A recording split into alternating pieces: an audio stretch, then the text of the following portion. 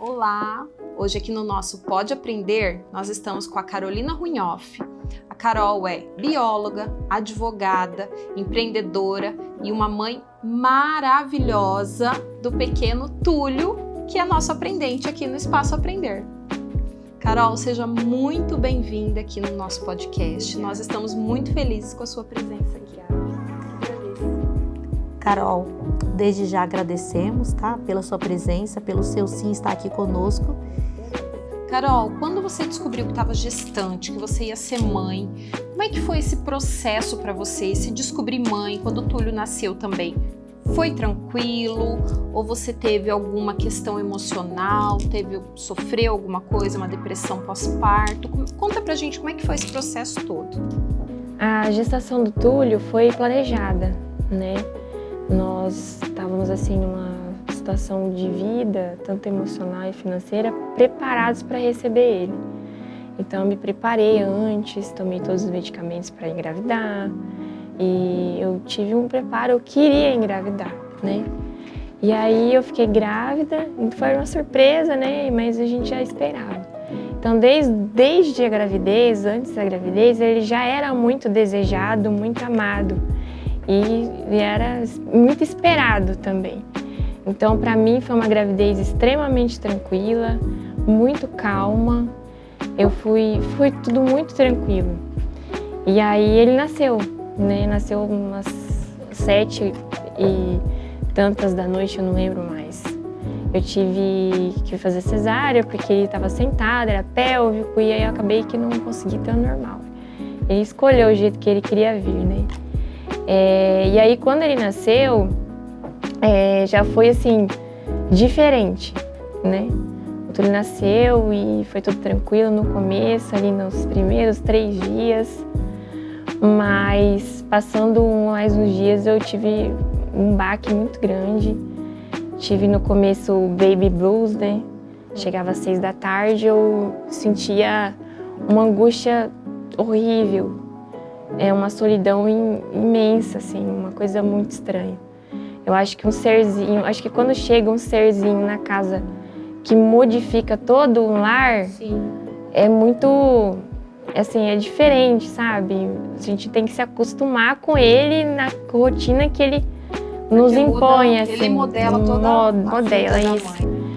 E daí eu tive o baby blues, né?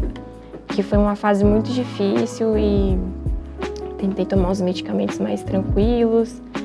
E aí juntou que eu fiz estudando para a segunda fase da OAB. Não sei como eu dei conta de ter um recém-nascido e conseguir estudar para uma segunda fase. Dei um tempo aí de 2 dias de descanso e já comecei a estudar. E eu falei, não, tem que passar nisso, tem que ir. E cuidando dele. E sem ajuda, muita ajuda, assim, era eu e o pai dele. E aí foi difícil. E aí foram se passando os meses e eu vi que aquela angústia, aquela tristeza só aumentava. Então, a maternidade, para algumas mães, é leve, né? Pode ser leve, não é fácil. Mas para outras, existe a depressão pós-parto, que ainda é uma coisa meio que com tabu, né? Você falar que tem tristeza por nascer um filho seu e sentir uma aversão pelo recém-nascido, um bebê que nasceu de você, ainda é uma coisa assim, nossa. Por algo tão esperado, né, Carol? Isso. Então eu tive esse problema aí, depressão pós-parto. Foi muito difícil, tive crise de pânico. Por quanto tempo você ficou, Carol? Eu fiquei por 4 meses, até procurar ajuda. Você não entendia o que era? Não entendia. Aquela tristeza, aquela angústia, aquela vontade de sumir, de deixar tudo para trás. E foi um sentimento horrível, horrível. É uma criança tão desejada, tão amada, tão esperada, e a mãe sentir isso que eu senti. Eu até fico emocionada de lembrar, porque realmente foi uma fase muito difícil na minha vida. Às vezes a gente tem uns déjà vus assim, conforme vai passando os dias, e aí eu falo, meu Deus, por que eu fui sentir isso, meu filho? Né, eu me arrependo de ter tido esse tipo de sentimento, que é a depressão. Imagina, Carol, mas é uma coisa que você não conseguia controlar, né? E assim, foi muito difícil para mim. Eu fico vendo assim, mães que não têm apoio do marido, nem da família, como é sentir isso, que para mim foi difícil. Aí eu procurei ajuda, porque eu tive crise de pânico, né? E aí consegui me levantar, sair dessa, voltar a ser quem eu era, né?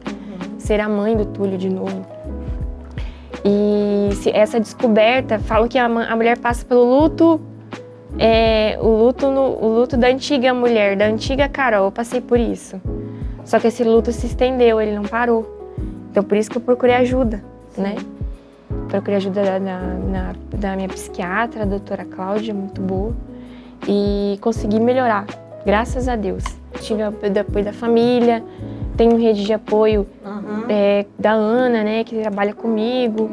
E antes era a Karina, mas sempre tive acolhimento da minha família. Então eu penso o seguinte, de uma mãe que é solo e não tem ajuda de ninguém e passa por isso. Deve ser horrível, né? Então, Carol, o Túlio faz acompanhamento conosco aqui, essa estimulação precoce. O que fez você procurar a estimulação precoce para o Túlio?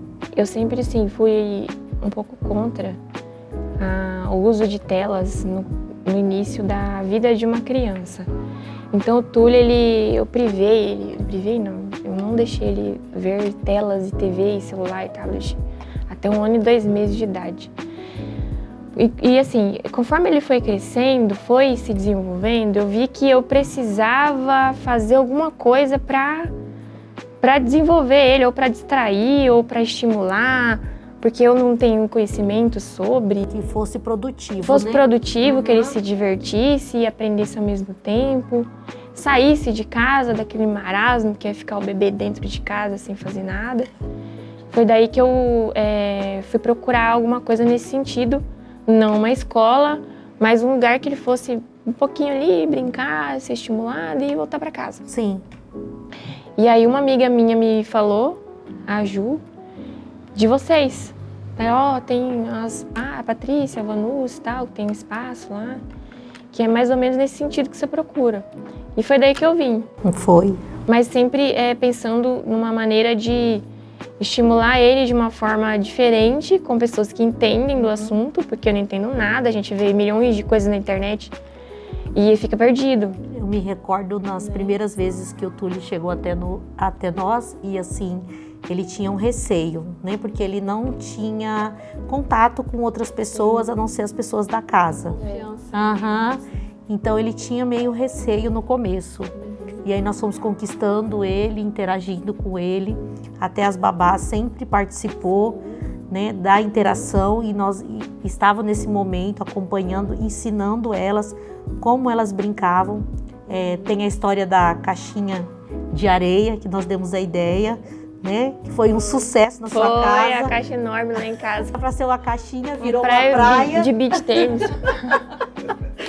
Muito grande isso. E assim, várias ideias, acho que foi também de uma ideia de pintura que você fez, ele te pintou toda, não foi? Várias coisas legais assim para fazer, a gente procura ajuda profissional de quem entende, porque eu não entendo, eu entendo de direito, então assim, a gente fica perdida. E essas coisas são legais, porque vocês oferecem coisas que ele aprende e se diverte. Que ele se interessa, né? E se desenvolve, tudo se desenvolveu muito bem nesse ano. Carol, diante desse tempo que o Túlio está conosco, qual que as vantagens que você viu nessa estimulação precoce do Túlio? Eu vejo assim que com essas atividades que vocês fazem, ele se desenvolveu muito, incrivelmente bem. O Túlio tem uma dicção muito boa, um raciocínio muito bom. Às vezes ele faz algumas coisas que eu olho assim e falo, meu filho, tipo, né? Ele pegou um limão ontem e provou, né, um limão azedo. Aí ele virou pra mim assim, parece suco de limão. Então assim, né? Ele tem, sabe, um desenvolvimento, não é porque é meu filho não, mas com a ajuda de vocês, se desenvolveu muito bem. Eu acho que todas as mães também deveriam passar por aqui, né? Para desenvolver essas crianças, não deixar na televisão, não deixar um cantinho lá e tal. E dar mais atenção nesse lado do desenvolvimento da criança. Já estimular desde pequenininho a se desenvolver. Lógico que nem todas as áreas ele vai se desenvolver em tudo. Mas no que for possível, sim, né? E uma coisa que ele tem que é maravilhoso de ver, a pega dele. A coordenação motora fina, né? Movimento de pinça. É a habilidade em relação a isso. Eu e a Patrícia comenta muito. Quando ele estiver na educação infantil, quando for na parte de recorte e for na parte de escrita, ele não vai sofrer. Nada. Porque é muito bem desenvolvida essa pega dele. Né, Paty? Mas assim, além do que a gente faz aqui, a gente sabe, você já falou um pouquinho também, que você é uma mãe que tá super ligada em tudo, né? Você é muito estudiosa, né, Carol? É de você ser assim, né? E a maternidade, a gente sempre fala assim que ninguém estuda para ser mãe, né? Mas você se informa muito. Como que você procura essas informações? O que você faz para... Porque assim, você é uma mãe incrível, maravilhosa, né? O Túlio vem aqui 2 vezes na semana e assim... A gente modéstia à parte, a gente sabe que a gente tem um papel importante nesse processo dele, mas não é só nós. Não, e a gente aprende muito com o Túlio também. A gente vê que vem muita coisa de vocês. Onde que você se informa? O que você busca para você ser essa mãe que você é? Primeiro, obrigada pelos seus elogios. Eu não acho que eu sou assim tudo, né? Mas assim, o primeiro contato que eu tive com esse mundo da maternidade foi um pouco antes da gestação, um pouco antes dele nascer. Eu já comecei a estudar sobre sono infantil, que a gente tem que até ensinar a criança a dormir. A gente tem que ensinar tudo, né? E aí fiz consultoria de sono infantil com a Aitana, minha amiga maravilhosa.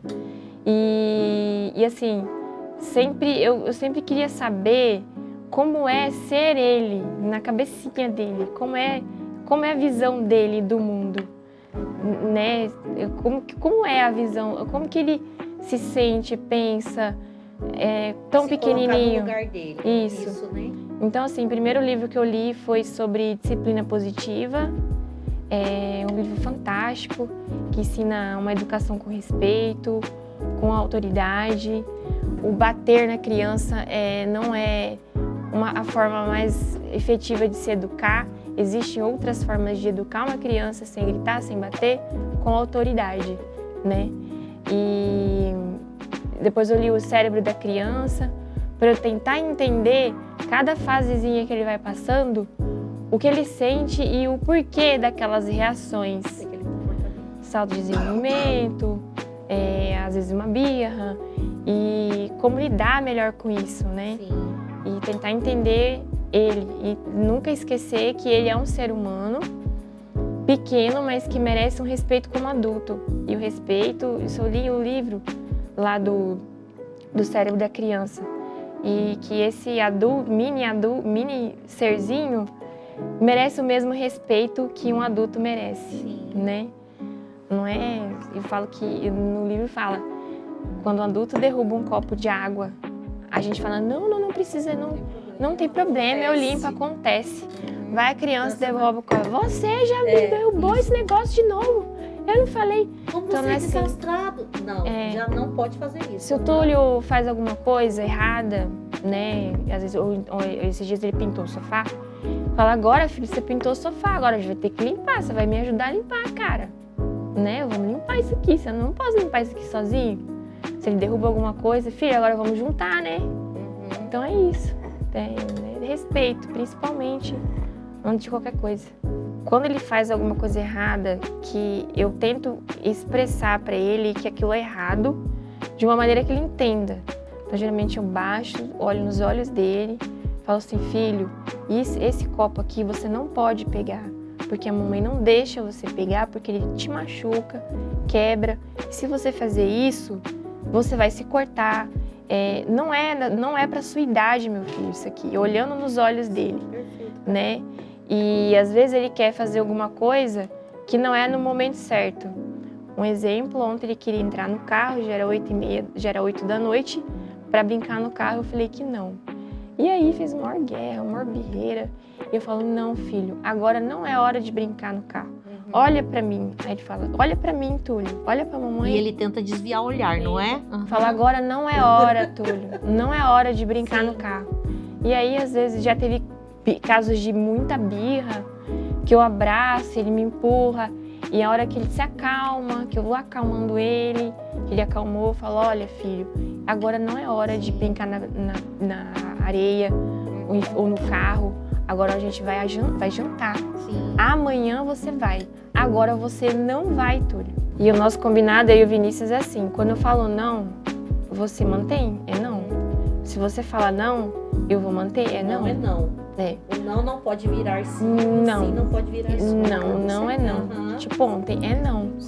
Carol, estamos aqui muito felizes, agradecendo mais uma vez pela sua presença, pelo seu sim em estar aqui conosco no Pode Aprender, falando um pouco da sua história, da sua maternidade, da sua questão de empresária. Muito obrigada, com certeza a sua história é conhecimento para muitas mães, é muito importante tudo isso, é muito aprendizado também para muitas mães, saber um pouco da sua história. Eu te admiro muito, tá? Muito obrigada por trazer o Túlio até nós também. Falar isso, agradecer principalmente por você confiar sua maior riqueza nas nossas mãos aqui, porque né? para nós é uma honra e um prazer atender o Túlio. A gente sabe observar, né, quando a pessoa é profissional e sabe, entende do que faz e do que prega. Então, eu só tenho que agradecer a vocês por desenvolver meu filho, dar tanto amor, carinho para ele, sentir esse carinho grande, né? Falam que quando agrada o filho, esquenta o coração da mãe, né? Então eu fico muito feliz e muito agradecida também. Então, estamos encerrando mais uma edição do nosso Pode Aprender, podcast do Instituto Espaço Aprender, hoje com a Carolina Runhoff, uma mãe que tem o lugar dela no nosso coração, filhinho dela também tem o lugar dele no nosso coração. E curtam esse vídeo, compartilhem com seus amigos, se inscrevam no nosso canal e aguardem a próxima edição.